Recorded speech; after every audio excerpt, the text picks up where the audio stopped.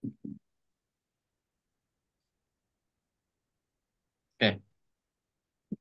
Assalamualaikum warahmatullahi wabarakatuh. Selamat Waalaikumsalam. pagi teman-teman sekalian. Menjelang kita berakhir nih Waalaikumsalam. semester ini, kalau nggak salah ya, bulan depan selesai ya. Iya, Pak, betul. Nah, bulan depan selesai dan kita selesaikan supaya tidak melewati jadwal pengisian nilai ya. Nanti kalau lewat agak repot gitu. Saya sih nggak mau merubah-rubah begitu. Kasihan orang-orang yang menyiapkan itu karena dulu saya nyiapin juga gitu. Oke, kali ini kita akan eh, progres ya, progres apa namanya proyek yang dilakukan oleh teman-teman dan kita belajar tentang bagaimana mendesain satu pembelajaran. Namun sebelum itu saya ingin ingatkan teman-teman sekalian, proyek yang kita lakukan ini, jadi gini, gimana jadi ceritanya gini. Eh, kalau kita ngacu ke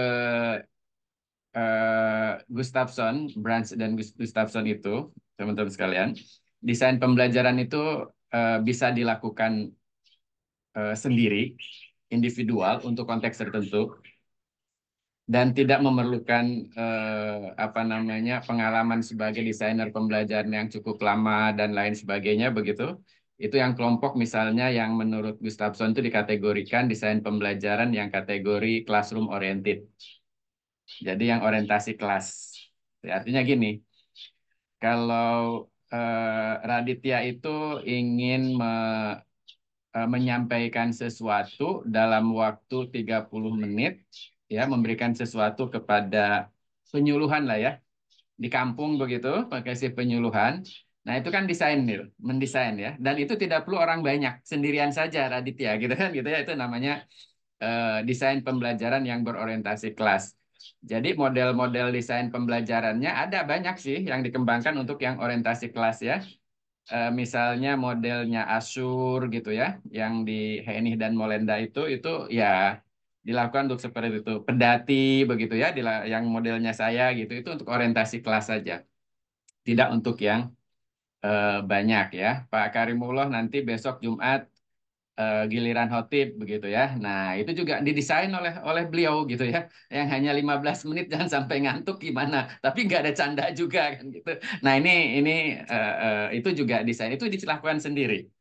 Nah, untuk yang teman-teman lakukan ini pura-puranya teman-teman sekalian, ini desain pembelajaran yang besar dan dilakukan bersama-sama tim yang lain ya teman-teman. Jadi eh, seolah-olah yang teman-teman buat itu ada tim yang instructional designer, ada tim yang memang subject matter expertnya, yang ahlinya di bidang itu gitu kira-kira ya.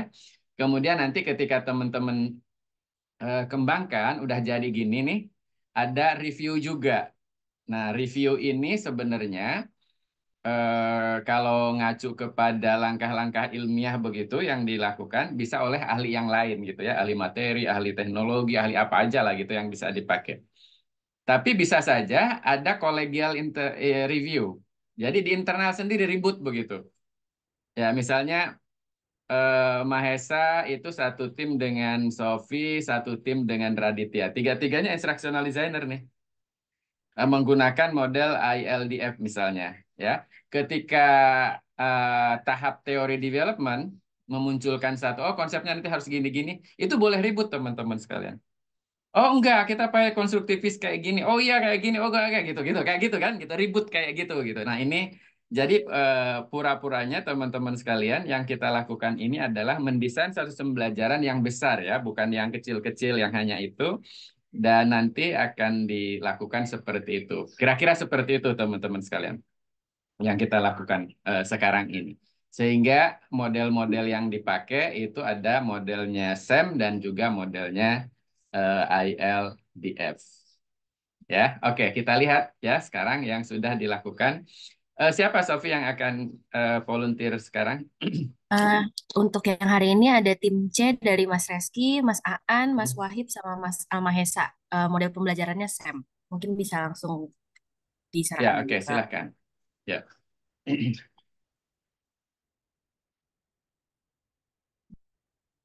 Silakan Mas Mahesa. Mas Reski udah ada? Oh, udah muncul.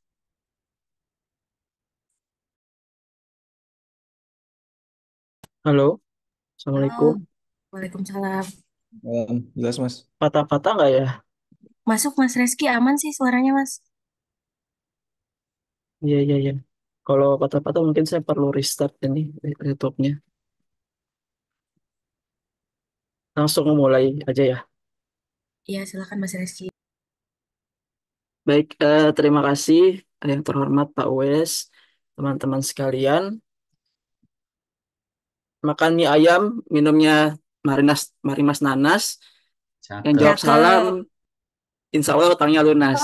Assalamualaikum Amin. warahmatullahi wabarakatuh. Waalaikumsalam Waalaikumsalam warahmatullahi warahmatullahi wabarakatuh. wabarakatuh. Ya, kami izin share screen sebentar terkait rencana yang telah kami persiapkan. Semoga sudah terlihat ya teman-teman ya. Izin memperkenalkan diri, kami dari grup C, itu ada Mas Almahasa Igo, ada saya sendiri, Reski Alam Gasalba, ada Mas Aan Anwarik, ada juga Mas Ahmad Wahid Maulana. Kami mengambil topik begitu ya, Unlocking Broader Opportunities sebagai desain pembelajaran yang kami usung pada kali ini begitu. Jadi desain pembelajaran bahasa Inggris secara daring untuk meningkatkan kemampuan berbicara alumni TKJ SMK Yadika 6 Bekasi.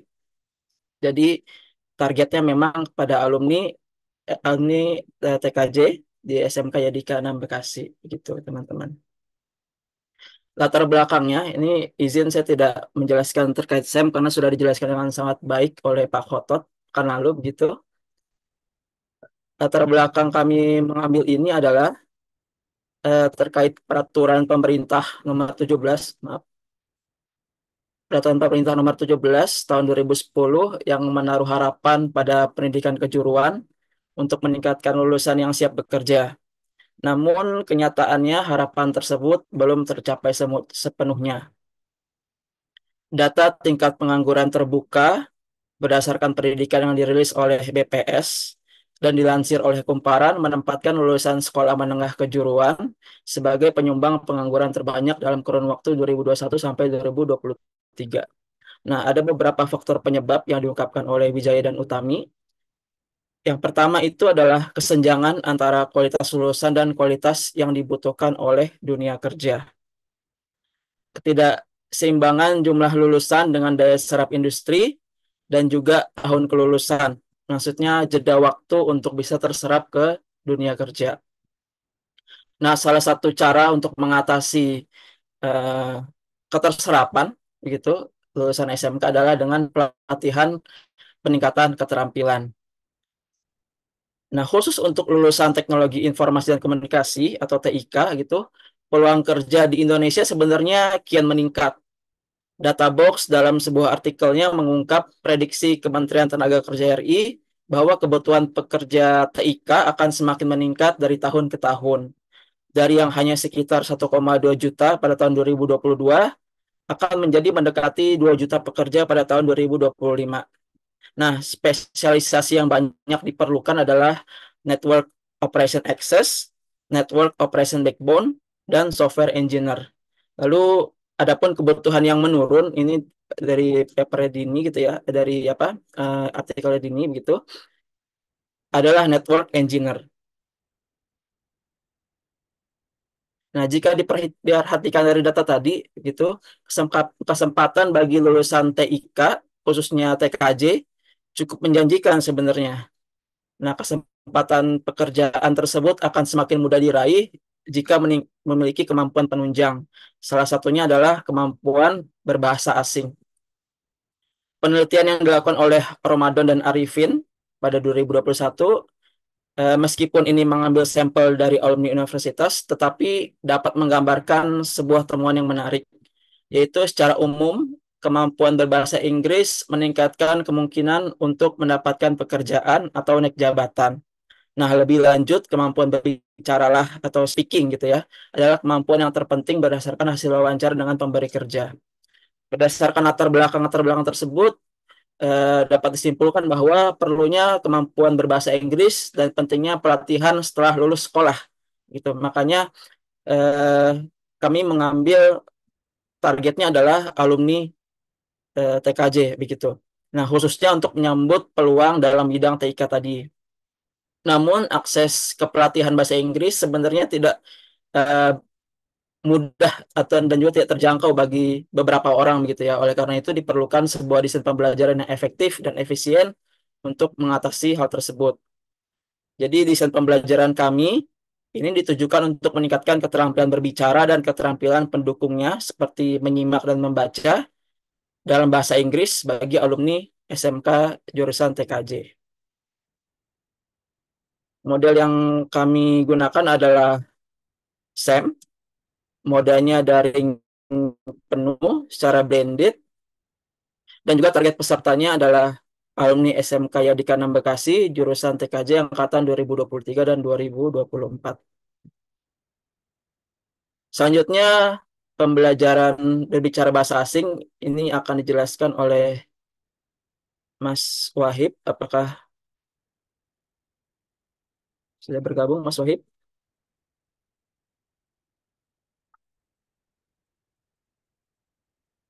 Ya, jadi ini semacam literatur review begitu ya terkait pentingnya berbicara dalam bahasa asing.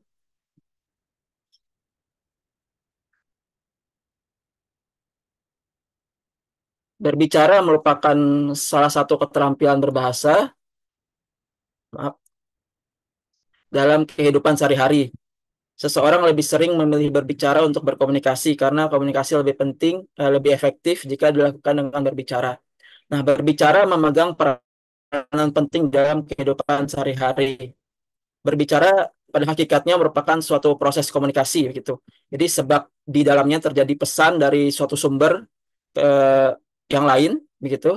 Dari pengertian yang sudah disebutkan tadi dapat disimpulkan bahwa berbicara merupakan suatu proses untuk mengekspresikan, menyatakan serta menyampaikan ide, pikiran dan gagasan atau isi hati kepada orang lain dengan menggunakan bahasa lisan yang dapat dipahami oleh orang lain.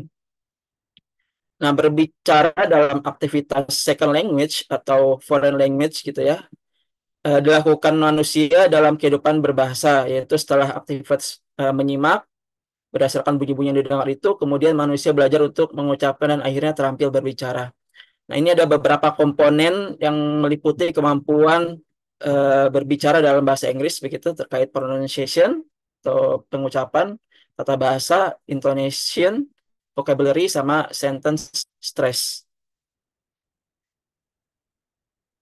Strategi percakapan guided conversation atau percakapan terbimbing dapat membantu keterampilan berbicara dan mempermudah menguasai komponen keterampilan berbicara, dan klasifikasi percakapan tersebut adalah sebagai berikut. Jadi ada structural conversation, functional conversation, dan juga situational conversation.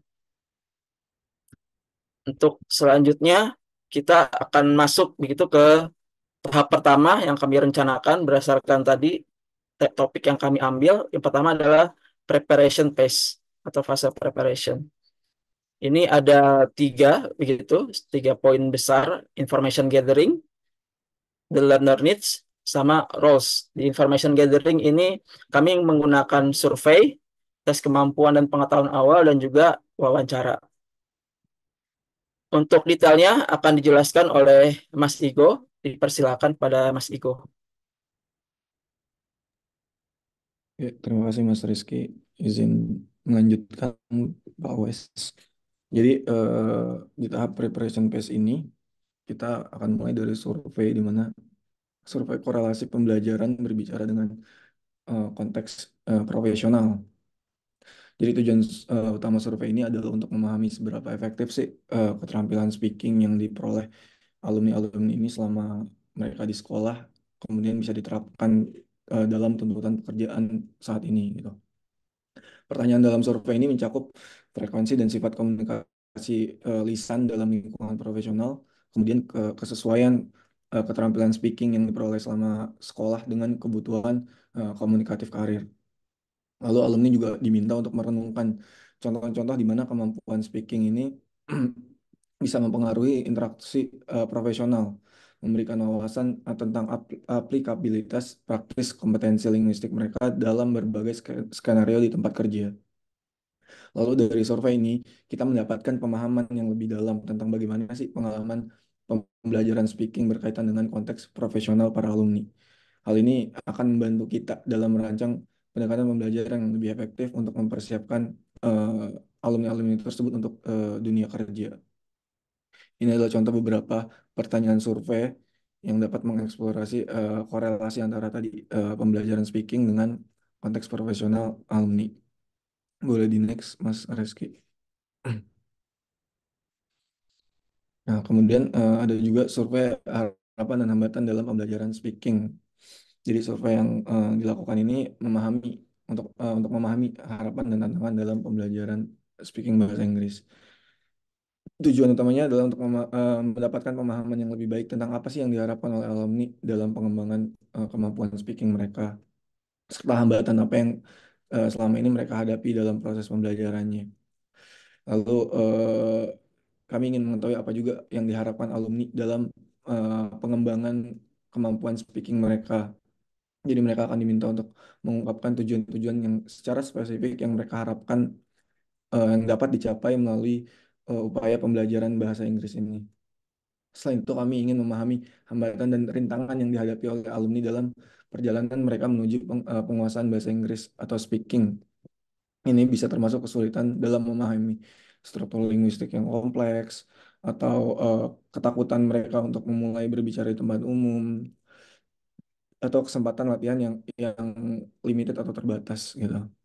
Kemudian manfaat dari survei ini adalah dengan memahami harapan dan tantangan ini, kita berharap bahwa kita mampu merancang strategi pembelajaran yang lebih efektif dan relevan untuk memenuhi kebutuhan serta aspirasi para alumni. Kemudian juga meningkatkan kompetensi komunikatif di antara para alumni. Boleh next, Mas. Nah, terus kemudian ada eh, step lain di present base ini yaitu tes kemampuan dan pengetahuan awal. Tes ini merupakan instrumen evaluasi penting yang dirancang untuk mengukur berbagai aspek kunci dalam pemahaman dan penguasaan bahasa Inggris oleh si calon user atau calon penggunanya. Tujuan utama dari tes ini adalah memberikan gambaran yang komprehensif tentang kemampuan dan pengetahuan awal calon pengguna dalam bahasa Inggris. Jadi hasil tes ini akan menjadi dasar bagi kita untuk merancang program pembelajaran yang sesuai dan efektif sesuai dengan kebutuhan dan tujuan mereka. Tes ini terdiri dari beberapa komponen penting. Yang pertama adalah evaluasi kemampuan reseptif. Ini mencakup kemampuan membaca dan menyimak serta memahami teks tertulis serta audio dalam bahasa Inggris. Kemudian yang kedua adalah kemampuan speaking mereka. Jadi tes ini menilai kemampuan calon pengguna dalam menyampaikan gagasan dan pendapat mereka secara lisan dengan jelas dan tepat. Hal ini dilakukan dalam situasi yang relevan dengan kehidupan sehari-hari atau lingkungan profesional mereka gitu. Kemudian yang ketiga adalah tes pengetahuan kosakata dan khusus. Jadi tes ini mempertimbangkan pemahaman calon user dengan eh, kosakata-kosakata umum yang terkait dengan jurusan atau bidang studi mereka. Ini termasuk istilah teknis dan konsep-konsep yang mungkin mereka temui dalam konteks profesional nantinya. Jadi dengan memahami hasil dari tes kemampuan dan pengetahuan awal ini, kita dapat merancang program pembelajaran yang sesuai dengan kebutuhan dan tujuan calon pengguna. Jadi tes ini akan memberikan gambaran yang lengkap dan detail tentang kemampuan mereka dalam bahasa Inggris. Kemudian selanjutnya adalah wawancara kepada subject matter experts. Jadi dalam wawancara ini kita akan berfokus pada pemahaman mereka tentang metode pengajaran, strategi evaluasi, dan pandangan mereka tentang efektivitas pembelajaran saat ini. Pertama kita akan melakukan wawancara dengan guru bahasa Inggris. Jadi kami menanyakan beberapa pertanyaan terkait metode penilaian yang mereka gunakan saat ini, kemudian strategi pengajaran yang mereka terapkan, termasuk juga penggunaan teknologi dan sumber daya daring, lalu pengalaman mereka dalam menggunakan pembelajaran daring. Kemudian selain itu kita juga wawancara dengan wakil kurikulum.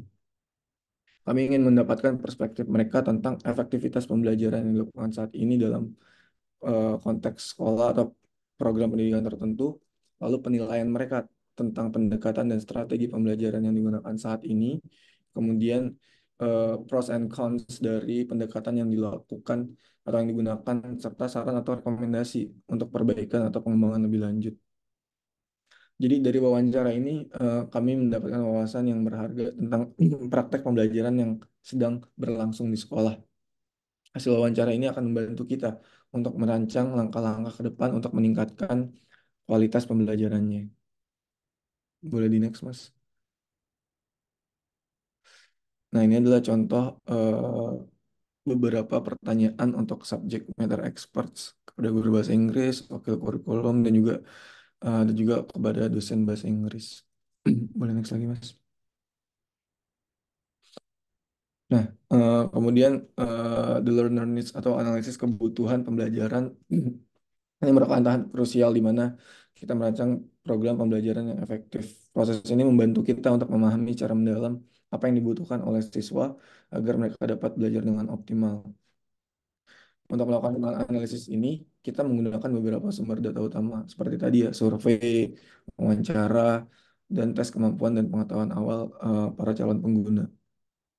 Dari data yang diperoleh, kita dapat melakukan analisis untuk mengidentifikasi area mana sih siswa membutuhkan additional support atau dukungan tambahan. Misalnya kita bisa berfokus pada pengembangan keterampilan berbicara bahasa Inggris mereka atau pemahaman konten yang relevan dengan secara khusus jurusan teknik komputer atau TKJ. Jadi pendekatan ini memungkinkan kita menyusun program pembelajaran yang sesuai dengan tingkat pemahaman dan kebutuhan calon pengguna. Selain itu, analisis ini memberikan dasar yang kuat untuk merancang strategi pengajaran yang efektif dengan mempertimbangkan data dari berbagai sumber. Kita bisa memastikan bahwa program pembelajaran yang dirancang itu relevan dengan konteks calon pengguna, kemudian mampu memberikan dukungan yang tepat juga untuk mencapai pembelajaran yang telah ditetapkan. Nah, di sini kami sudah merancang core needs, trends, dan teknologi untuk pembelajaran ini. Dalam konteks ini, core needs itu mengacu pada kebutuhan esensial para alumni untuk meningkatkan kemampuan speaking bahasa Inggris mereka agar dapat mendukung karir mereka. Sementara itu, trends mengacu pada pola dan arah perkembangan dalam pembelajaran bahasa Inggris, jadi dengan fokus pada interaktivitas dan konteks profesional. Kemudian teknologi merupakan alat atau platform yang digunakan untuk memberikan pembelajaran bahasa Inggris yang efektif, efisien pada para alumni. Eh, kita bisa lihat core needs-nya yang pertama yaitu alumni membutuhkan peningkatan kemampuan berbahasa Inggris, kemampuan speaking dalam bahasa Inggris untuk mendukung karir mereka. Kita bisa menggunakan trends interactive and synchronous learning, di mana calon pengguna bisa menggunakan sesi video conference untuk pembelajaran langsung sehingga memungkinkan adanya interaksi real time antar eh, alumni dan pendidik atau mungkin bisa juga antar alumni dengan native speaker untuk mendapatkan feedback secara langsung gitu. Kemudian teknologi yang digunakan kita bisa menggunakan language learning platform seperti Rosetta Stone atau Duolingo for School. Jadi platform ini itu menyediakan program pembelajaran bahasa yang interaktif dengan fitur seperti latihan speaking, feedback secara langsung, atau interaksi dengan pengguna lain. Kemudian core needs yang kedua kita bisa lihat alumni membutuhkan pembelajaran yang relevan dengan tugas dan tanggung jawab mereka di dunia kerja. Trends yang digunakan yaitu contextual learning, di mana pembelajaran yang dirancang itu berdasarkan situasi real ya atau nyata yang relevan dengan lingkungan kerja para pengguna gitu. Jadi memastikan materi pembelajaran ini mencerminkan skenario profesional yang sebenarnya, sehingga para alumni dapat langsung menerapkan apa yang mereka pelajari dalam pekerjaan mereka. Yang teknologi yang digunakan ini eh, bisa berupa virtual simulation seperti Simullearn atau Immersion, di mana platform ini menyediakan simulasi interaktif berbasis VR atau AR untuk latihan dalam skenario bisnis nyata, atau bisa menggunakan role playing software seperti Goriek atau Vion alat yang memungkinkan siswa untuk membuat dan berpartisipasi dalam simulasi peran berbasis video atau animasi. Atau bisa juga menggunakan webinar platform seperti WebEx atau GoToWebinar, di mana platform ini berguna untuk seminar online yang memungkinkan interaksi langsung dan presentasi dalam format profesional gitu. Lalu koordinasi yang ketiga, eh, apa yang dibutuhkan alumni adalah banyak alumni yang memiliki keterbatasan dalam mengakses pelatihan bahasa Inggris. Ini bisa menggunakan tren asynchronous learning atau pembelajaran yang tidak terikat oleh waktu dan tempat tertentu di mana siswa dapat mengakses materi secara mandiri sesuai dengan jadwal mereka sendiri. Teknologi yang digunakan bisa berupa LMS yang dapat diakses secara fleksibel, eh, kemudian bisa juga mobile learning di mana pembelajaran yang dapat diakses melalui perangkat mobile. Kemudian juga ada online language learning apps seperti Duolingo atau Babbel, di mana aplikasi yang ini menyediakan kursus pembelajaran bahasa Inggris secara interaktif, serta juga bisa diakses secara fleksibel melalui perangkat mobile. Jadi sebenarnya secara keseluruhan core needs, trends, dan teknologi dalam konteks ini itu merujuk pada upaya untuk memenuhi kebutuhan dasar para alumni untuk meningkatkan kemampuan speaking bahasa Inggris mereka dengan memanfaatkan tren dan teknologi saat ini dalam pembelajarannya. Mungkin selanjutnya kita akan membahas tentang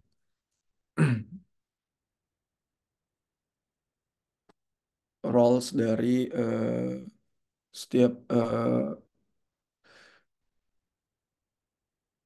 yang terlibat dalam pembelajaran ini nanti akan dijelaskan oleh Mas Aan.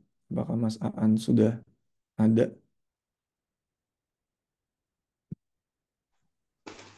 Iya Mas Sigo. Ya, silakan Mas Aan.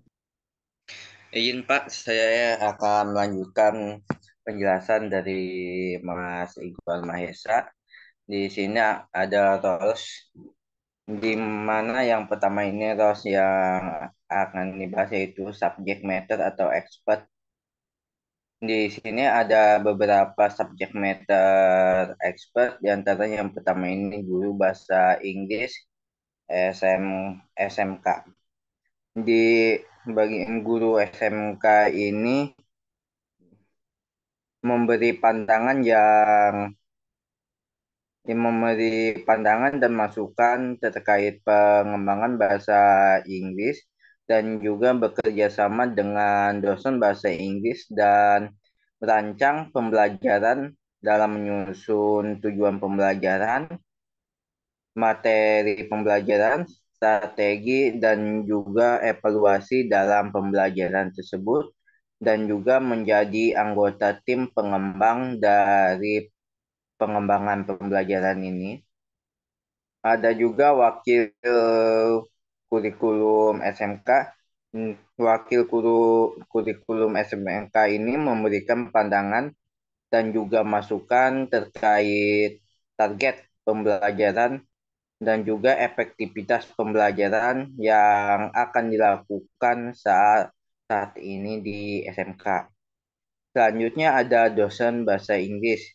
Dosen bahasa Inggris ini akan memberikan pandangan dan masukan terkait teori belajar bahasa Inggris yang efektif dan juga tren dalam pembelajaran bahasa Inggris yang ada pada saat ini. Selanjutnya bekerja sama dengan guru bahasa Inggris dan perancang pembelajaran dalam menyusun tujuan pembelajaran, materi, strategi, dan evaluasi pembelajaran yang akan digunakan pada pembelajaran ini. Subjek matter selanjutnya di sini ada alumni TKJ atau target peserta didik. Alumni TKJ ini mendukung pengembangan secara berkelanjutan melalui user test dan review terkait materi dan juga alur pembelajaran, serta menjadi anggota tim pengembang pembelajaran. Selanjutnya ada perancang pembelajaran. Perancang pembelajaran di sini memberikan rekomendasi efektivitas pembelajaran dan juga penyusunan learning object, serta menjaga agar pembelajaran tetap berorientasi kepada kebutuhan peserta didik. Selanjutnya bekerja sama dengan guru bahasa Inggris dan juga dosen bahasa Inggris dalam menyusun tujuan pembelajaran, materi, strategi, dan juga evaluasi pembelajaran. Hanya menjadi anggota tim pengembang pembelajaran, selanjutnya berkoordinasi dengan hmm, prototipes dalam hal pembuatan learning management system dan juga learning object. Di sini ada prototypes LMS. Di sini berkoordinasi dengan perancang pembelajaran dalam pengembang dan juga pemeliharaan LMS dan learning object. Yang kedua, memastikan keandalan dan keamanan sistem pembelajaran daring. Yang ketiga, memberikan bantuan teknis kepada pendidik dan juga peserta didik, serta menjadi anggota tim pengembang dalam pembelajaran. Selanjutnya, Mas.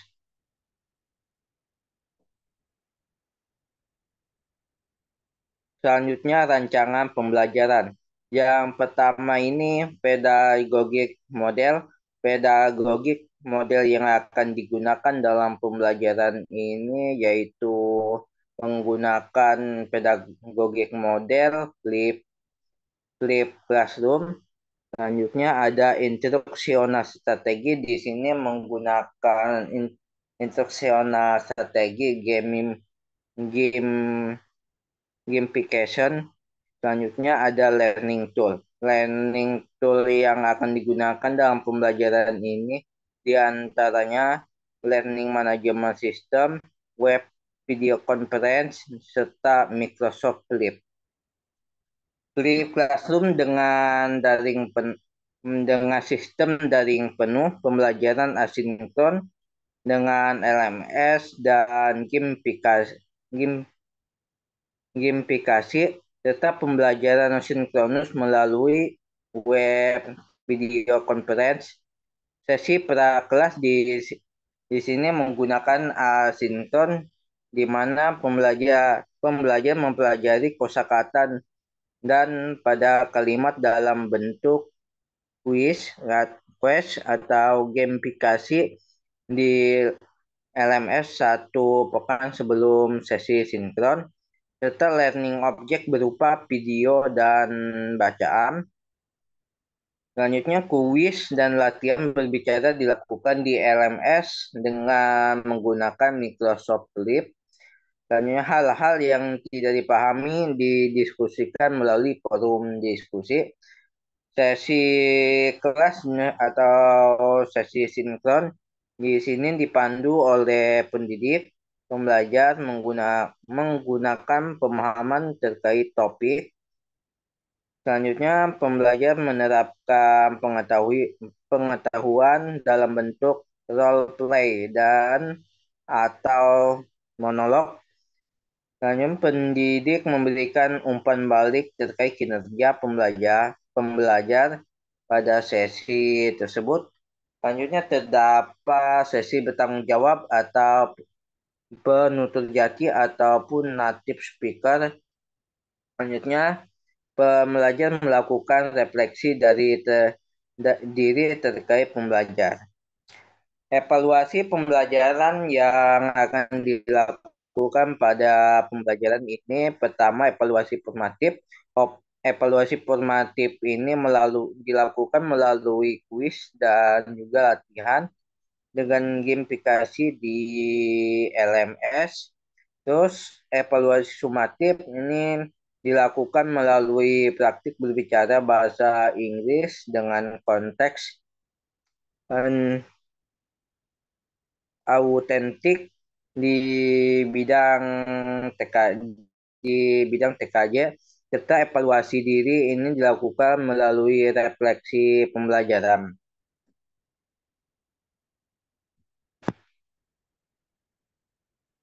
Demikianlah yang dapat saya sampaikan pada presentasi kali ini. Saya berharap Bapak Ibu mendapatkan informasi yang bermanfaat walaupun presentasi ini banyak kekurangannya.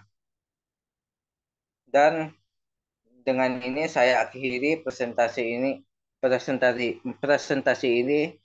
dengan wabillahi taufiq hidayah. Wassalamualaikum warahmatullahi wabarakatuh. Oke, terima Waalaikumsalam kasih. warahmatullahi wabarakatuh. Salam. Terima kasih Reski dan kawan-kawan. Ini teman-teman sekalian menarik ya. Sayang ini produknya nggak bisa kelihatan ya karena kita hanya sampai rancangan ya. Ini idenya ide siapa nih dari anggota tim ini? Reski? Ini bareng-bareng Pak. Ya nggak maksudnya ini bisa dijadikan tesis maksud saya dilanjut nanti. Saya ingin lihat jadinya. Ya udah rebutan aja di antara kelompok ya ini jadi tesis siapa gitu ya. Apa pakai Coba. apa undian apa Rusia itu arah Rusia gitu ya jadi puter gitu tuh gitu. Ini siapa gitu enggak saya ingin dengar ini dulu ya tanggapan dari yang teman-teman yang tidak menggunakan SEM ya. Kira-kira seperti apa ini baru baru prep ya baru prep phase ini kan kalau nggak salah ya Reski ya. Betul Pak. Baru prep phase menjelang masuk kepada iteratif desain yang pertama ya. Nah gitu ya. Oke silakan. Ada tanggapan dari yang lain kira-kira gimana? Dari yang ILDF ya, ini ada kesamaan, ada juga perbedaan. Silakan. Pak, saya izin Ini menanggapi, Pak. ya silakan Raditya. Eh, Sejujurnya itu tadi sangat menarik ya, terutama untuk bagian yang ada third app application kayak Duolingo tadi. Cuman saya mau mastiin aja sih lebih ke Duolingo-nya itu kan ada yang tadi sempat di-mention kan Duolingo for School ya. Nah, bedanya Duolingo for School sama Duolingo yang biasa untuk di eh, pengembangan yang akan dilakukan sama kelompok Mas Reski ini gimana ya? Dan nanti integrasinya tuh seperti apa gitu detail-detailnya. Gitu aja Pak, thank you. Ya, jadi teman-teman sekalian, menarik di yang teman-teman ini kan sudah mulai mengidentifikasi kira-kira learning technology yang akan digunakan seperti apa, gitu ya. Jadi ini ada kelebihan daripada menggunakan successive approximate model ini di tahap prep ini kan sudah mulai ngumpulin nih apa saja yang harus dilakukan di sini mulai dari melakukan apa istilahnya eh, semacam riset awal lah ya. Ada survei, ada wawancara, ada segala macam. Tapi kalau di ILDF di ILDF itu data yang diperoleh untuk itu kan tidak hanya dari survei dari mana, tapi juga literatur review. Jadi tidak secara eksplisit kalau di Banan dan Ritland kan ya. Kalau ini padanannya begini. Padanannya kalau Banan dan Ritland kan ini explore ya tahapnya ya. Tapi kalau di dalam menurut Michael Allen ini tahap persiapan begitu ya untuk mengumpulkan segala sesuatu information gathering istilahnya.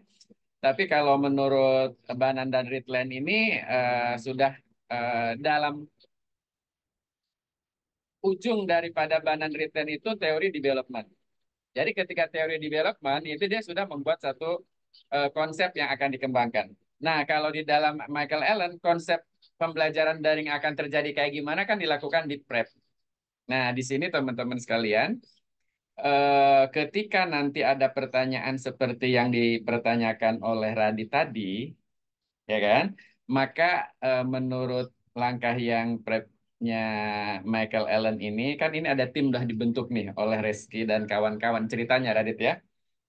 Reski membentuk tim yang nanti role-nya ini sebagai subject matter, role-nya sebagai prototyper, role-nya sebagai instructional designer dan lain sebagainya. Ini mereka nanti akan ngobrol Radit. Ini kalau kita pakai bilingual atau pakai Babel, apa bedanya pakai ini dan sebagainya nanti nanti akan akan ini jadi dasar teman-teman sekalian ya untuk tim instructional design ini membuat satu prototipe apa namanya pembelajaran daring yang akan terjadi. Cuman apa bedanya antara bilingual dan lain sebagainya? Ini kan jadi PR buat tim, ya kan? Jadi PR buat tim untuk melihat peluang-peluang kalau bilingual yang kayak gini atau apa apa istilahnya tadi? Bukan bilingual apa namanya? Maesa. Duolingo, Duolingo, Pak. Duolingo. Duolingo X Duolingo. dan Duolingo Y gitu kira-kira gitu ya. Nah, itu adalah nanti subject to discuss oleh tim ya, mana yang relevan, mana yang enggak. Inilah nanti ketika pelaksanaannya sebenarnya pertanyaan Radit itu, anggap saja Radit anggota dari tim, itu akan terjadi seperti itu.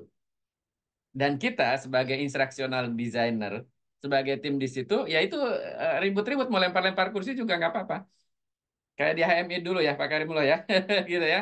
Oh, berantem kayak gitu nggak apa-apa gitu ya. Ya itu untuk menyelesaikan kayak gitu-gitu. Jadi enak gitu menghasilkannya. Jadi kalau mau dijawab silahkan. Mesa apa bedanya Duolingo dan ini silahkan. Iya, makasih Pak Wes. Jadi sejauh yang kami tahu itu Duolingo for School itu hanya apa ya kayak teman-teman pengguna tuh bisa masuk ke kelas yang sama gitu. Jadi di Duolingo for School teachersnya atau fasilitatornya tuh bisa mengidentify atau melihat progres sejauh mana sih teman-teman yang udah masuk ke room itu gitu atau kelas itu gitu. Misalkan eh, bisa dilihat XP-nya sudah sampai mana, terus apa saja yang sudah dikerjakan. Itu bedanya cuma itu doang sih sebenarnya. Tapi untuk kayak metodenya atau fitur-fiturnya sama aja, sama kayak yang di mobile. Cuma bedanya kalau Duolingo for School ada kelasnya buat dipantau tuh yang masuk kelas XP-nya sudah sampai mana, progresnya sudah sampai mana. Itu Mas Radit. Oke.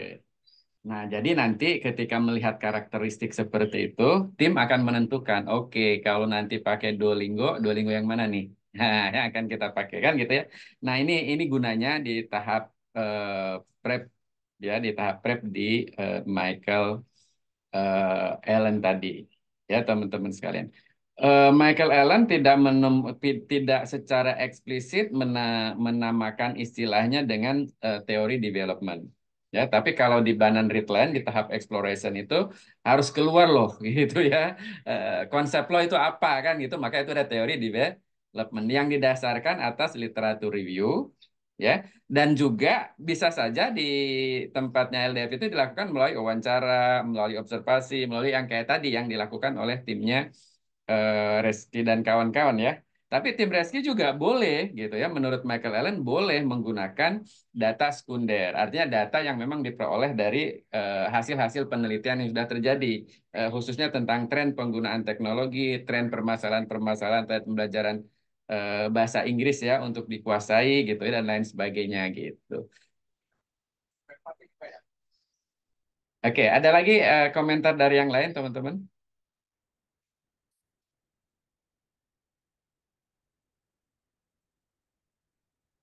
Teresia, Oviva, Wahib kayaknya habis itu ya ngelayat ya. It- Iya Pak, maaf Pak, Ya telat. ke Pekalongan atau kemana?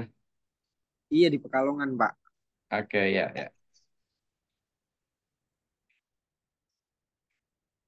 Ada lagi teman-teman? Dari saya, Pak, Ya. pertanyaan saya lebih ke ini sih, kenapa sasarannya itu kepada alumni gitu loh, Pak? Karena sebenarnya kan untuk masalah tidak berani berbicara bahasa Inggris itu sebenarnya eh, siswa SMK juga banyak yang mengalami hal itu gitu. Tapi Mm-mm. kenapa tidak dipersiapkan ketika mereka duduk di bangku SMK gitu? Kenapa fokusnya Ya, kepada alumni itu sih mungkin pertanyaan dari saya, Pak. ya. Nah ini saya nggak mau jawab nih, yang jawab teman-teman deh. Ayo silakan.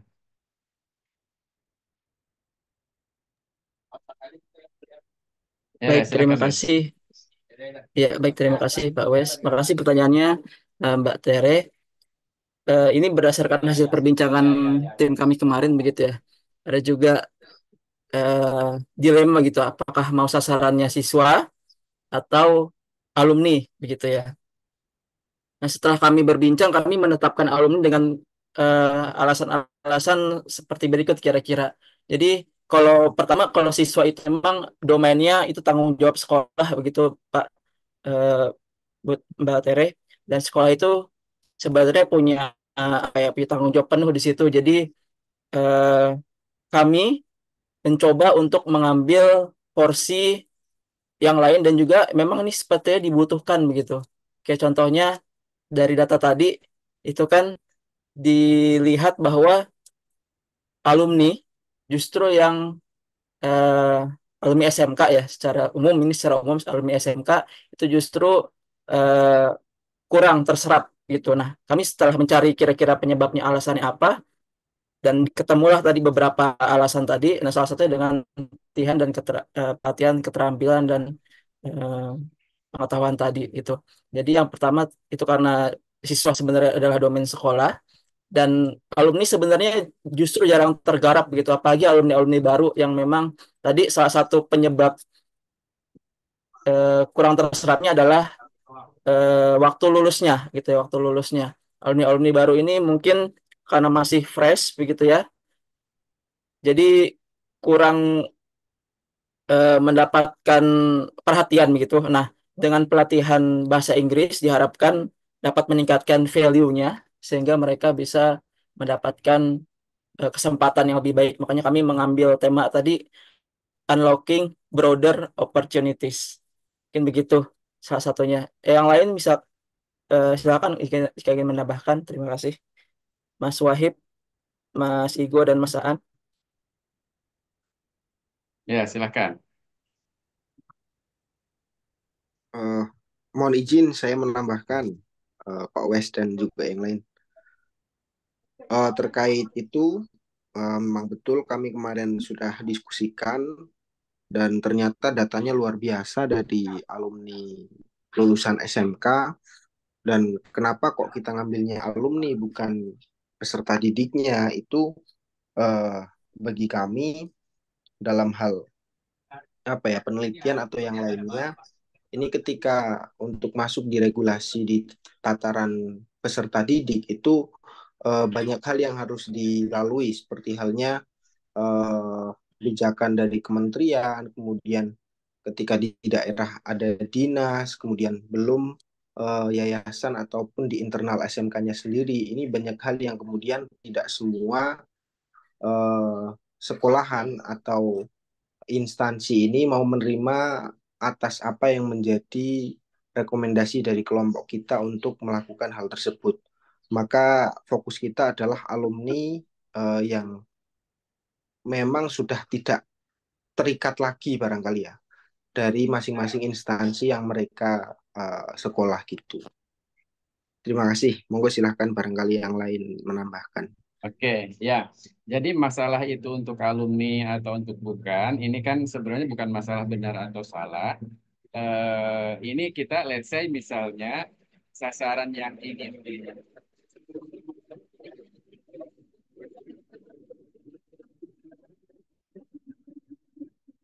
ada helikopter, sorry. Indah banget helikopternya. Oke, jadi ceritanya misalnya Tere misalnya bilang ini untuk kenapa nggak anak-anak itu juga mungkin bisa ya.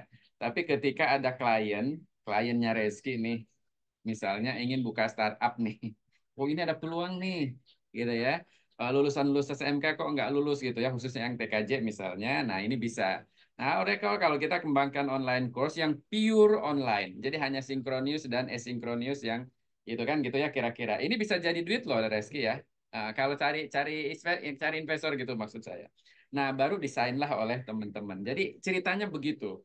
Ya, jadi ini mendesain sesuatu hal yang besar ya teman-teman sekalian. Dan ini idenya kan luar biasa begitu.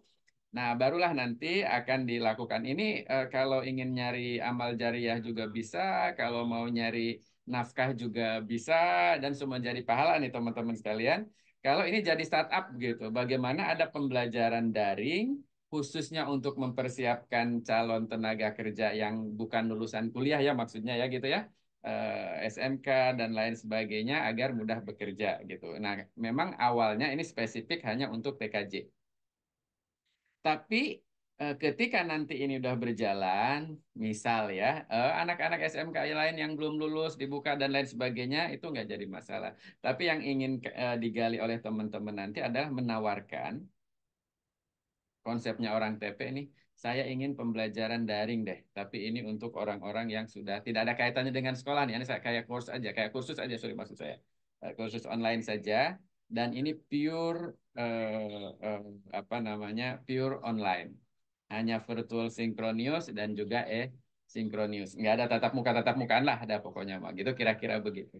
Ini bagus teman-teman sekalian, ya, ya bagus gitu, kira-kira begitu. Nah, ini bisa jadi cuan gitu ya, teman-teman sekalian. Tapi saya ingin ini ya, untuk yang ini, ide dasar ini ada dilanjutkan untuk jadi tesis. Ya, sama seperti Farid kemarin, kemudian siapa tadi, Hasan gitu ya. Siapa si Ibnu kemarin dan sebagainya gitu. Kan lanjut ke tesis.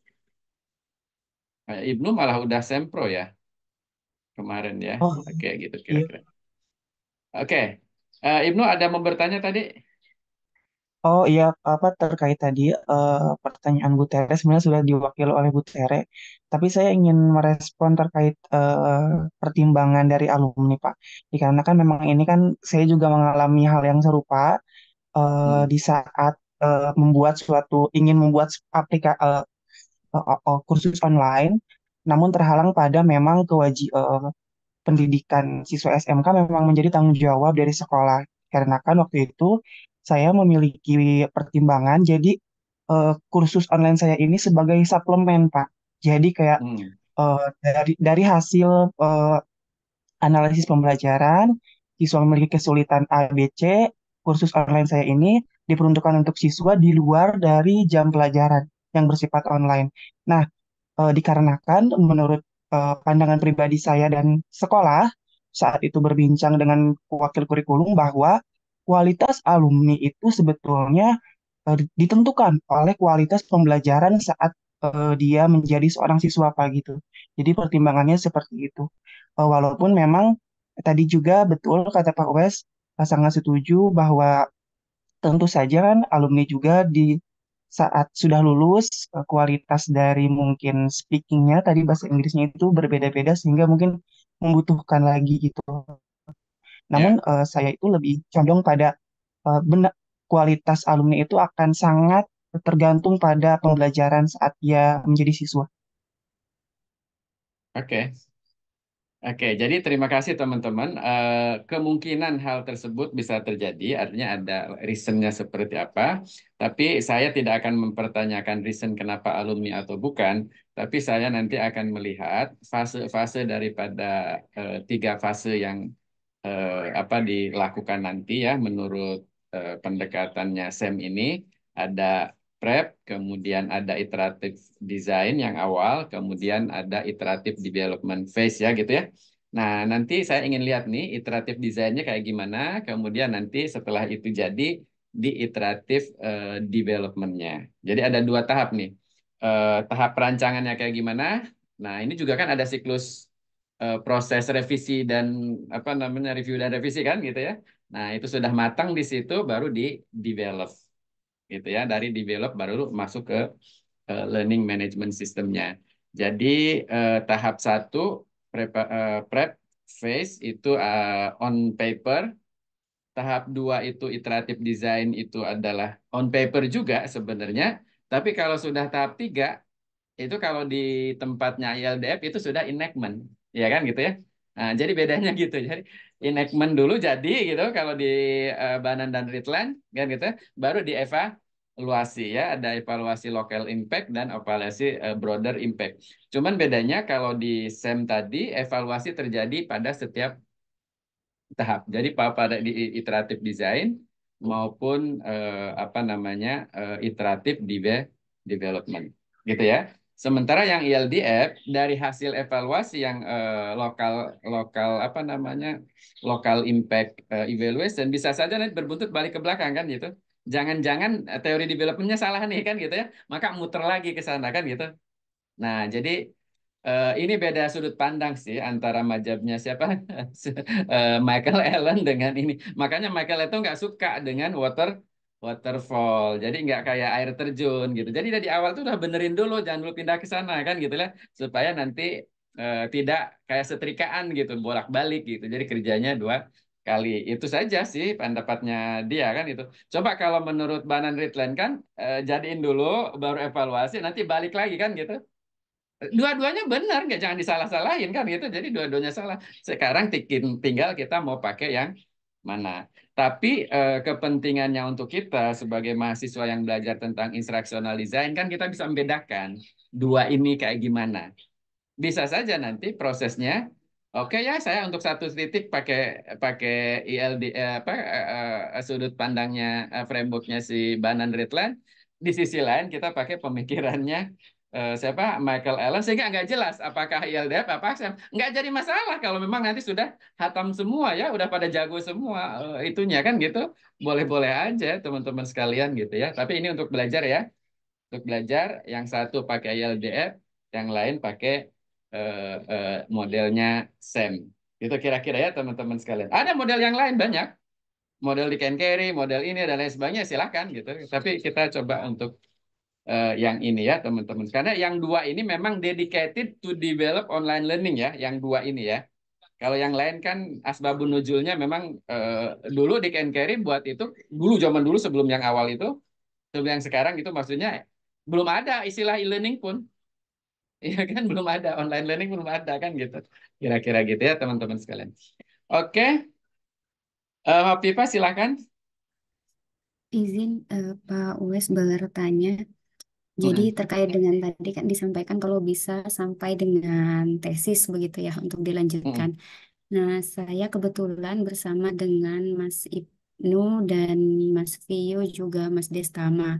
Kemarin sudah sempat membuat stage pertama yang ILDF. Nah, tapi kemudian memang ada sedikit perubahan begitu di saya sendiri begitu Pak. Jadi kemarin sempat komunikasi dan memang sudah tertarik sebelumnya tentang AI literasi begitu yang kemungkinan dapat solusinya dapat dibuatkan dengan desain pembelajaran seperti itu. Nah, apakah memang saya mungkin diperbolehkan untuk mengerjakan hal itu? Apakah di luar ini atau boleh sekalian dengan tugas yang ini begitu? Jadi berpisah dari kelompok seperti itu, Pak. Oke, ini kalau kaitannya dengan mata kuliah ini, proyeknya ini adalah kelompok, ya. Jadi kalaupun nanti ada yang secara individu ingin, ya silahkan. Tapi ya saya bimbing nggak apa-apa gitu ya, sampai jadinya sesuai dengan mata kuliah ini. Tapi itu tidak masuk dari penilaian juga gitu, nggak nambah nilai, nggak ngurangin nilai juga gitu kira-kira ya. Karena yang saya inginkan sekarang ini adalah benar-benar secara tim. Nah, secara tim, ketika tim ini teman-teman sekalian bukan hanya sekedar pekerjaannya selesai, tapi teman-teman belajar sebagai tim. Ya belajar sebagai tim itu kan kita mengeluarkan ego. Benar-benar tidak ada sektoral gitu yang harus kita pakai. Seperti itu teman-teman sekalian. Ketika kita menjadi instructional designer team. Bahkan teman-teman sekalian, hikmah yang kita ambil dari proses yang dilakukan dalam instructional design itu, bahkan instructional designer sendiri itu harus berkolaborasi dengan yang non-instructional designer. Dalam hal ini adalah kita butuh subject matter expert. Nggak bisa kita sendirian, teman-teman sekalian. Yang saya maksud kita itu adalah Tere, Hovifa, Sofi, lulus dari S2 TP, dapat ijazah, kan sah menjadi instructional designer. Itu maksud saya. Ya kan gitu? Setelah lulus kita jadi instructional designer. Nah, ketika kita mendesain pembelajaran yang levelnya mikro, yang hanya untuk 1 jam, 2 jam, sebenarnya kita boleh egois sendirian kan gitu ya. Tapi ketika kita diminta oleh klien mengembangkan satu sistem pembelajaran, ya terlepas daring atau tidak yang besar begitu, maka kita bekerja sebagai satu tim, gitu ya, Kofifa. Nah, tapi kalau memang nanti Hovifa ingin ini ada satu ide, misalnya AI literacy gitu ya. Nah, apa yang dimaksud dengan AI literacy itu adalah apa dan lain sebagainya, membangun literasi AI begitu akan dilakukan dengan proses pembelajaran, maka itu adalah ranahnya TP. Ya, as long as to solve human learning problem kan begitu ya. Jadi ontologi TP kan itu ya, gitu ya. Nah, itu sah, itu adalah sesuatu yang berkaitan dengan TP. Nah, kalau itu nanti ingin dikembangkan Noviva, kemudian Ibnu juga ingin mengembangkan yang lain, silahkan saja ya. Nanti akan jadi tesis atau seperti apa, nanti saya arahkan itu untuk kebutuhan tesis gitu ya nanti ke depannya. Itu yang dimaksud gitu kan, Noviva? Iya, Coba betul. jelaskan, seperti apa ide dasar yang Pipa inginkan? Kemarin itu sempat ada workshop workshop begitu Bapak, dan memang ada penelitian sebelumnya bahwa guru-guru ini belum menerima begitu, belum menerima kehadiran AI. Nah, dikarenakan memang kalau kita lihat di angketnya, guru belum sepenuhnya mengenal AI gitu. AI ini posisinya di mana, untuk apa, bagaimana memperlakukannya begitu. Nah, sehingga yang eh, kita analisis begitu, karena tidak mungkin AI ini kan kita tolak, misalkan gitu, kita tidak mungkin menolak sebuah teknologi. Nah, jadinya solusinya mengarah kepada kekurangannya literasi AI kepada guru. Nah, harapannya Oke. literasi AI ini bisa diberikan kepada semua guru, sehingga apapun AI-nya, apapun bentuknya ke depan, guru sudah bisa memposisikan diri terhadap AI itu begitu. Memposisikan diri bagaimana nanti mengambil membelajarkan pembelajarannya, mengambil asesmennya dan lain sebagainya. Oke. Seperti itu. Sampai sini, berarti yang ada di kepala Hopipa, guru perlu dilatih AI gitu. Iya, tapi bukan Nah, di iya, betul-betul sih. ini nanti harus kita harus pertimbangkan apakah AI awareness itu perlu dilakukan dengan satu proses pembelajaran, itu betul. Tapi pembelajarannya apakah dengan pelatihan, apakah dengan pendidikan dalam arti kayak sekolah, apakah dengan arti yang lain? Ini masalah berbeda, teman-teman sekalian. Ya kan gitu ya? Jadi jangan sampai nanti dalam benak kita ya untuk membangun literasi awareness terkait apa AI awareness itu solusinya bukan hanya sekedar training and education, ada yang lain. Nah, sehingga saya ingin mengajak kepada teman-teman bahwa untuk menyadarkan AI dengan penataran atau pelatihan nggak cocok.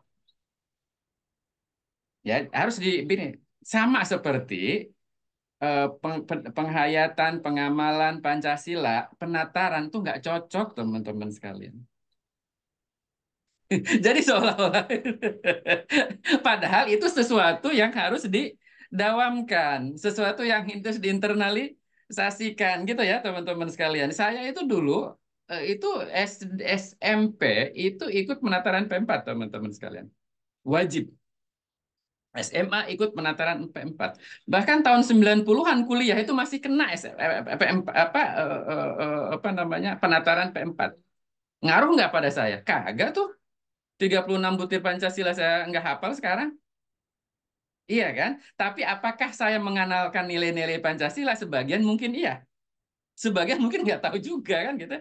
Dan itu bukan dari hasil penataran kan gitu ya teman-teman. Nah, sekarang gini, berarti yang harus dipikirkan oleh Hovifa itu adalah ini belajar TP ya di luar e-learning design, tapi nanti hubungannya. Berarti ini adalah membangun awareness. Bagaimana teknologi bisa membangun awareness terkait dengan AI. Nah, ini nanti yang tesisnya Hovifa ya. Contoh ya. Ini contoh sederhana ya. Ini bukan melalui training ya. Membuat satu konten yang bisa viral gitu ya ke masyarakat bahwa iya sebenarnya itu emak-emak udah menggunakan AI. Coba Wipa, emak-emak sadar atau nggak sadar, ada nggak yang udah menggunakan AI? Google Iya, paling gampangnya. iya saya aja hidup di Jakarta dari tahun 90 sampai sekarang udah berapa puluh tahun tuh. Ya. Dari Bogor ke Rawamangun, ini udah hampir 4 tahun saya punya rumah di Bogor. Nah, atau dari Pamulang udah berapa puluh tahun saya gitu kan, ke Rawamangun, saya selalu pakai GPS. Ya, sadar nggak sadar itu adalah AI kan gitu. Iya kan? Nah, jadi gimana caranya gitu supaya guru juga bisa paham gitu ya. Selama selama orang itu menggunakan aplikasi Gojek misalnya, gitu ya. Kemudian dia buka pilihan misalnya GoFood, pilih dan sebagainya, akan muncul di situ yang sering dia beli dan sebagainya. Bukankah itu AI? Nah, AI dari yang paling sih simple gitu ya. Nah, nanti artinya begini supaya bisa menyadarkan guru tentang AI. Nah, seperti apakah AI dalam kehidupan belajar dan mengajar itu eh, yang secara sadar dan tidak sadar akan mereka butuh. Jadi masuknya di situ. Nah, caranya gimana nih? Tapi tidak intervensinya lewat training seperti yang kita bayangkan. Jadi mulai sekarang saya ingin mengajak teman-teman bahwa solusi TP jangan sampai semuanya itu melalui education and training, not always. Nah, ini ada di mata kuliah teknologi kinerja. Ada mata kuliah siapa ya? Bu Evelyn ya? Ada Prof Evelyn. Iya, Semester gitu ya, 2 kita itu. belum, Pak. Ya, Belum. jadi ada teman-teman sekalian memecahkan masalah belajar. Sorry ya, ini belajar TP lagi. Ontologi kita itu adalah solving human learning problem. Nah, solving human learning problem itu melalui satu proses yang namanya instruction. Instruction bukan instruksi ya. Instruction itu kalau orang Amerika menyebutnya instruction, orang Europe dan secara umum itu menyebutnya teaching and learning.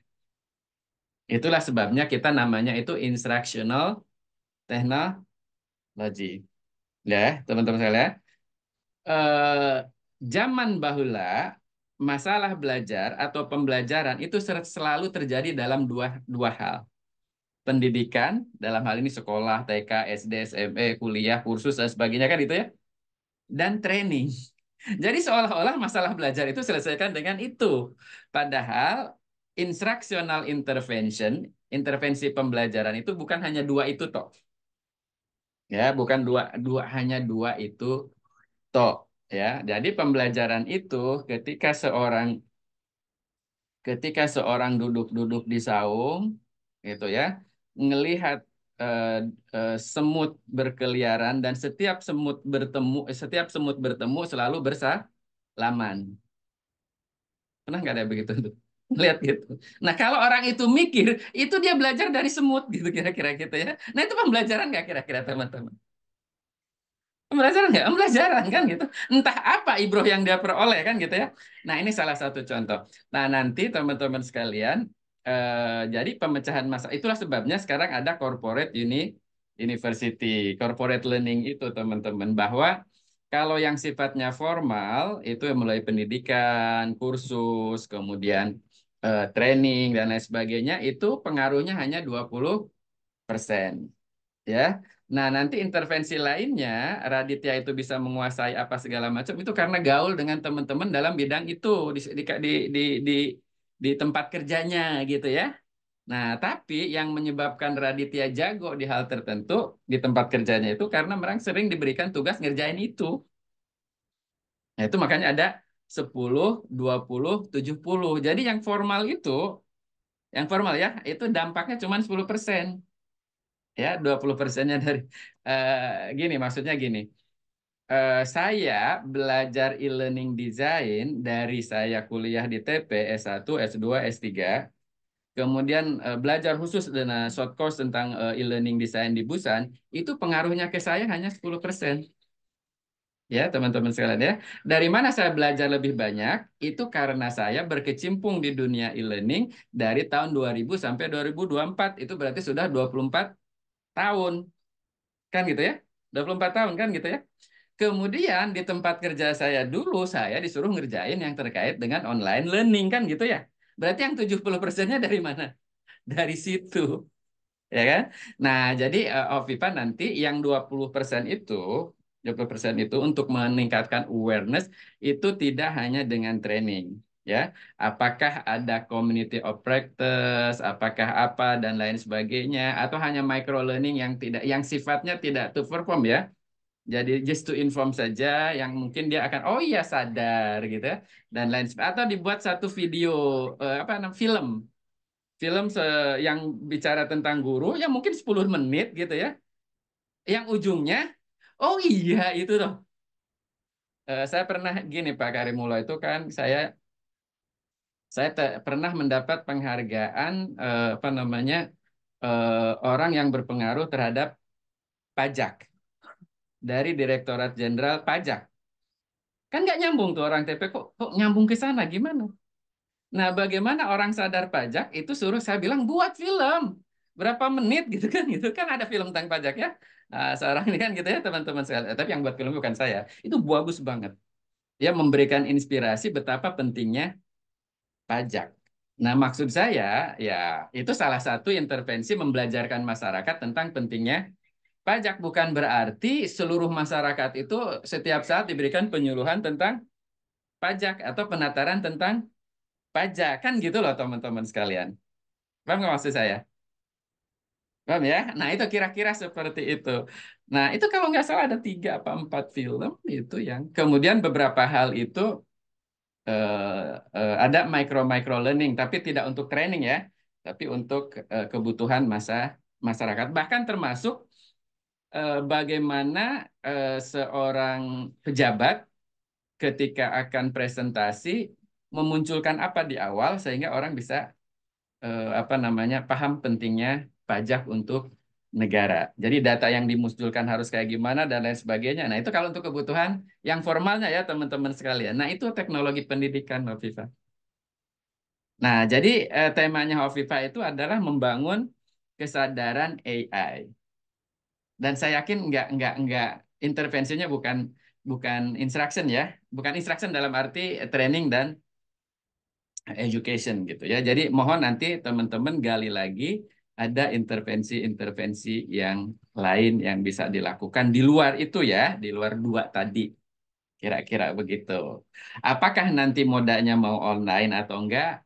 Itu hal yang berbeda. Ya, Oh iya Pak. menyadarkan Vina aja setelah 8 tahun baru harus lewat film kan? Ya, walaupun full rekayasa semuanya nggak ada yang benar sampai sekarang pun wallahu alam itu semuanya udah permainan nggak jelas gitu ya. Makanya saya males nontonnya juga. Gitu ya, teman-teman sekalian.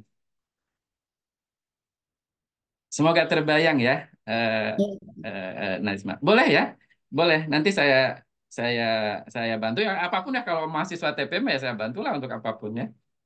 Silahkan. Di luar mata kuliah ini maksud saya. Tapi kalau dalam mata kuliah ini ya sesuai dengan yang sudah saya skenariokan di awal gitu. Baik, Mungkin Pak. mungkin kurang bagus, tapi ya nggak apa-apa. Itu yang nanti akan jadi dasar saya untuk semester berikutnya untuk adik-adik kalian.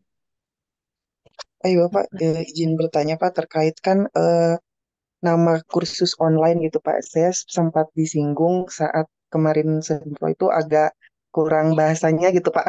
Nah, karena memang yang ide saya itu kursus online yang lebih pribadi, saya melihat di studi literatur ada yang namanya SPOC Pak. Jadi Small Private Online Course. Nah, itu apakah lebih enak untuk dipakai bahasanya Pak daripada kursus online gitu Pak?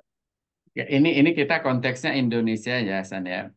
Indonesia itu ada istilah kursus, ada istilah pelatihan, ya, ada istilah sekolah, ya kan? Nah, di Indonesia itu dibedakan, ada sekolah, ada kursus, ada diklat gitu kira-kira begitu ya. Nah, yang non formal itu kan ada diklat, ada kursus. Nah, tapi kursus yang dimaksud dalam hal ini adalah bukan course dalam arti bahasa Inggris yang merujuk pada satu pembelajaran. Jadi online course itu adalah pembelajaran daring, gitu ya teman-teman. Tidak merujuk pada kursus daring dalam arti di Indonesia. Paham nggak maksud saya? Oh, iya, baik, baik. Oh, baik, baik, Ya. Pak. Baik, baik. Jadi kalau ada pelatihan yang dilakukan dalam dengan moda pembelajarannya adalah daring, itu bahasa Inggrisnya online course tetap. online course for misalnya apa namanya finance training di training center bla bla bla kan tetap seperti itu kan gitu ya. Ini hanya masalah kaidah bahasa. Jadi yang dilakukan oleh siapa oleh Hasan misalnya untuk eh, pergeseran dari MOOCs gitu ya, ada istilah baru yang menjadi spokes gitu ya, kayak film apa namanya tokoh film mana yang luar angkasa itu ya, nah gitu ya. Nah, perang antar galaksi gitu ya, ada spook ya kalau nggak salah ya, nah gitu. Nah, jadi spesifik private online course gitu ya. Jadi ini memang sebagai lawan daripada open online course. Jadi lawan dari apa the degree of massiveness-nya itu adalah rendah, the degree of openness-nya rendah, tapi dua-duanya sama-sama online course. Jadi online course di sini bukan kursus online, tapi pembelajaran online. Oh, baik, baik, Gitu. baik, Pak. Baik. Gitu. Ini masalah bahasa. Jadi sama seperti, jadi gini teman-teman sekalian, word doesn't have meaning. Ya, word doesn't have meaning. Ini menurut linguistik ya. Kata itu tidak memiliki makna. Meaning is in a social context.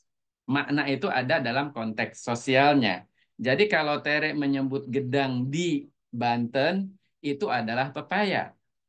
Ya kan? Tapi ngomong gedang ke Wahib, itu taunya adalah pisang. Iya kan? Oh iya, iya, iya, Pak. Iya kan? Nah gitu. Jadi nanti ini bukan terjemahan ya, ini tafsir gitu. Kali mau Iya, ketawa iya, nih. iya, Pak. Iya. Iya, jadi Baik, tidak baik, tidak Pak. Baik. menerjemahkan kata per kata ya gitu ya. Jadi jangan salah ya. Nanti saya dikafirkan lagi kayak Ustadz Adi Hidayat gitu ya. Ya, gitu ya teman-teman sekalian ya. Hasan, Terima kasih, paham Pak. maksudnya ya? Oke. Paham, paham, Pak. Terima kasih. Iya, iya. Sofi, saya kira ini cukup satu ya, teman-teman, nggak apa-apa ya. Berarti next yang lain, tapi sudah masuk ke stage berikutnya ya, baik yang ILDF maupun yang, tapi kelompok yang berbeda. Nah, tapi dibahas lagi dari awal sampai ininya kan gitu supaya kita nyambung ke sini. Saya kira ini pelajaran yang berharga teman-teman tentang cara kerja kita sebagai instructional designer dengan menggunakan salah satu model desain pembelajaran ya. Kebetulan di semester ini hanya 2 model yang diperkenalkan, tapi yang lainnya silahkan kalian pelajari, tapi kurang lebih sama. Cuman saran saya teman-teman tolong lihat asbabun nuzulnya ya untuk yang mana itu dikembangkan dan lain sebagainya sehingga memang ada model desain sistem pembelajaran yang sangat klasik gitu ya tapi prosedurnya masih bisa kita pakai. Nah, peruntukannya akan yang lain. Terakhir juga kalau kita sudah matang di berbagai model desain pembelajaran yang kita pahami, sebenarnya kita akan memiliki jalur sendiri walaupun mengkombinasikan dari berbagai model yang ada, nggak masalah ya. Tapi intinya ya selalu ada unsur analisis, design, develop, implement, dan evaluate. Itu generik prosedurnya ya kira-kira seperti itu teman-teman sekalian. Saya harus ngajar lagi jam 10 ya yang berbeda untuk teman-teman bahasa Inggris dan terima kasih teman-teman sekalian. Saya sangat senang, sangat bahagia di 2 presentasi ini yang seminggu lalu dan sekarang kalau dikasih nilai A itu udah bulat banget deh A-nya. Padahal baru tahap awal ya teman-teman sekalian ya. Terima kasih. Assalamualaikum warahmatullahi wabarakatuh. Waalaikumsalam. Waalaikumsalam. Waalaikumsalam. Terima kasih Terima banyak, kasih Pak. Pak Wes. Yo, Terima yo, kasih banyak. sama-sama.